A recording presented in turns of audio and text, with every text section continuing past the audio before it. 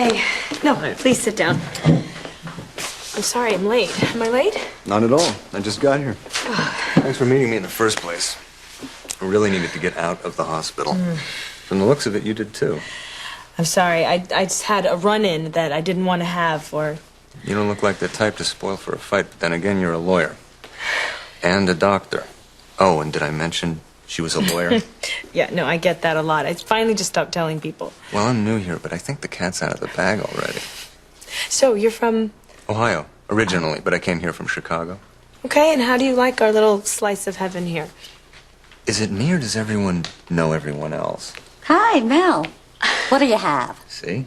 2 Buzzburgers and 2 glasses of the Australian Shiraz. Coming up. Oh, am I overstepping? Too early for wine? No, it's just the wine that you ordered. I remember we were at a meeting last week and you mentioned how much you liked the wine. I'm not the kind of guy who forces his opinions on the woman he's out with. Out with? Brian, are we out on a date? If you have to ask, maybe I'm being too subtle. No, I like subtle and thoughtful. Rick, I take it that Mel isn't going to be at your hearing? Do you know something I don't know? I know she hates your past and everything it stands for. So what does that mean? Mel and I had, well, I wouldn't call it a chat. About what? She wants to know how I could forgive you and testify on your behalf. Rick, she's your wife. She shouldn't have to ask me. She's doing what she thinks is best. And doing what's best doesn't include being at your side for what could be the end of your career at this hospital? Clearly she hasn't reconciled with what I did, okay? I got that. Yes, so just, would you do me a favor, just cut her a little slack, and I tell you, in many ways, I think she's much more of a Bauer than I could ever dream of being. Okay, you know, whatever. I just wanted to tell you that I spoke to Dr. Grant and told him that I think you should be reinstated. Thank you. You're welcome. You've always stood by me, and I should stand by you no matter what you do. That's what comes for knowing somebody so long, for having a friend for life. Is there something wrong with that? Well, I don't think so, but, you know, obviously, obviously your wife does. No, wait, don't talk about my wife. Your mother gave me an earful, an absolute earful. About what? She agrees with my wife. She thinks we idolize the past. I mean, Beth, she laughed at the whole Four Musketeers thing, mocked it, laughed out loud. She did. She thinks that there was absolutely nothing separating us from the other teenagers that we grew up with. Nothing. Well, you know what? It was special to us. And beyond that, what else does it matter? Beth, I really, quite honestly, think it matters because the people we care about are saying we can't get past it. Are we trying to get past it? I didn't know that we were doing that. I don't know. I'm starting to think maybe I should try. You know, Brian, this is... Flattering? Yes. And you're... Attractive, fun. Yes, and yes. But Well, between my work and my daughter, I just really don't have time to see people. it's hard to make time. I know. Maybe you haven't had anything worth making time for. I just can't picture seeing myself with any man right now. Not the yes I was hoping for, but you haven't said no either, and I'm not going to force you to do that. Good, because that would be assault. What? Remy? I'm gonna have to ask you to stay away from the good doctor, sir. Oh. Is this some kind of joke? I'm a lawyer. So is she. She's also a doctor, and there's a medical emergency that requires her attention. You know what? I'm so sorry. I'll talk to you later. She's also my sister. And there's a lot of perfectly legal things I can do with this badge when I'm feeling creative. Are we clear?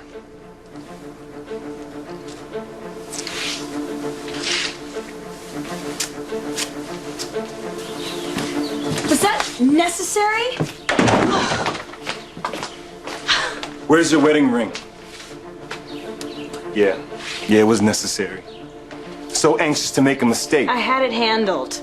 So you're seeing guys on the side now? It was a business meeting. I saw the wine. My husband doesn't have to answer for anything, and I can't have coffee with somebody? It was wine. What does it matter? Look, I don't care if you divorce Rick, But staying in an unhappy marriage and having a guy on the side is not for you. How do you know what's for me?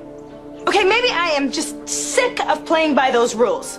Maybe I'm tired of being the perfect wife and the perfect mother and the perfect Boudreaux and the perfect Bauer. Wait, where are you going? If you know me so well, then why do you have to ask?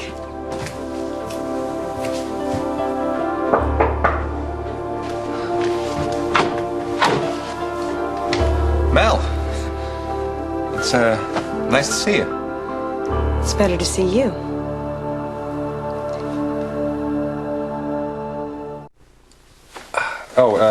Please come in. I'm just, gonna finish getting dressed. Oh, well, you don't have to. What's going on?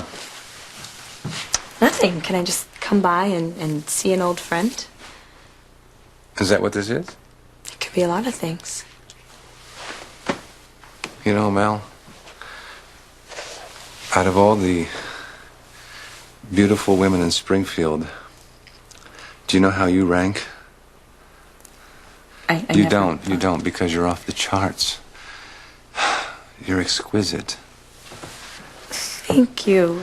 No, really, it's really hard to look at you sometimes because you're stunning. You can turn a man to stone. Well, I don't mean to. Yeah, it's do not your that. fault, really, because it's like you're forbidden fruit. It's like you're a ripe peach, an unsqueezed lemon. Yeah, a 450 fuel-injected, dual-carb fastback, upholstered with fine Corinthian leather. Jeffrey. You're a jackass. What gave me away? Well, I liked the squeezy lemon part and turning men to stone, but fine Corinthian leather? Is this too much? I've never been compared to an automobile interior before. Trouble at home. You can let go of me now. Oh, are you sure? Because I thought I was going to get lucky there. So, you want something to drink? Oh, I already tried that one. My brother, the cop, scared the guy away. Well, that's because your brother knows his sister. He knows you're not the type to cheat on your husband. Oh, I'm not so sure. Yeah. Okay. I don't know who I am anymore. Join the club. But I'd like to find out, you know? Can I just try something?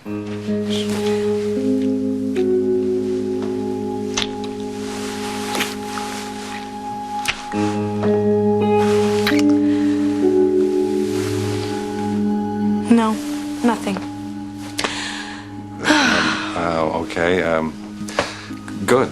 For you. Are we done? Okay, welcome to Narcotics Anonymous. Who'd like to start? Hi, my name's Rick, and I'm an addict. Hi, Rick. Hi, Rick. You know, I am more than just the perfect mother and the perfect doctor and the perfect lawyer. Perfect and lawyer, isn't that an oxymoron? Hi, Mel. Dinah. Hi. Hi. I was just telling Mel that I've got to get finished getting dressed. Oh, well, me too. And that part about the perfect lawyer, you know, I need one of those. I'm glad you stopped by. I suppose you weren't expecting to drop anything else while you were here? Well, I was planning on it, but I came to my senses. Good. Now, let's talk about you being my lawyer. No, I am in no position to defend anyone else's unjustifiable behavior. It's been a really long time since I've been on the pills, and I'm grateful to have let that part of my life go, but there is something that I have not been able to let go of, and that's my past. I'm addicted to it. It has caused me judgment lapses that have led to unthinkable tragedy in my life, and I really know that I have to own up to it if I'm ever going to have a healthy substantive life. I get nostalgic when I think about when I was young because the possibilities, you know, of who you were at the time and what you thought your life was going to turn out. And for me, it was the best time because I met the dearest friends of my life during that period of time.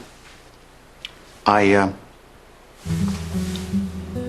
miss that connection. That sense of knowing, no matter what, that you always had at least one person who was in your corner, no matter what. Dinah, I'm not going to ask you if you set that fire in the hotel. I did. I did. I admit it. I burned a pile of Mallet's clothes, and the fire got out of control. And I was looking for a way to deal with how betrayed I felt, how hurt I felt.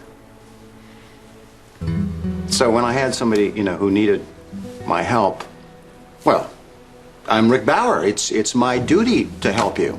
But that was the addict in me.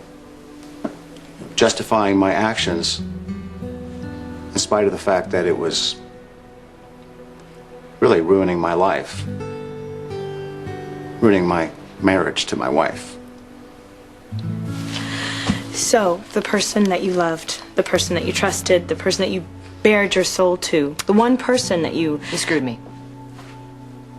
And the pain was so devastating and the betrayal was so blinding that you just did anything to make it go away? Exactly. And I almost burned down an entire hotel. Well, that's not really how you should deal with something like that. I know that. I know that, but I didn't know what to do. What do you do? What do you do with all that pain? What do you do with all that hurt?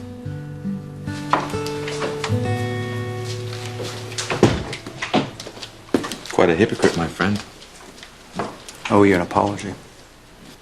Drug abuse is a disease. I judged you, Gus, and I was wrong. I'm sorry.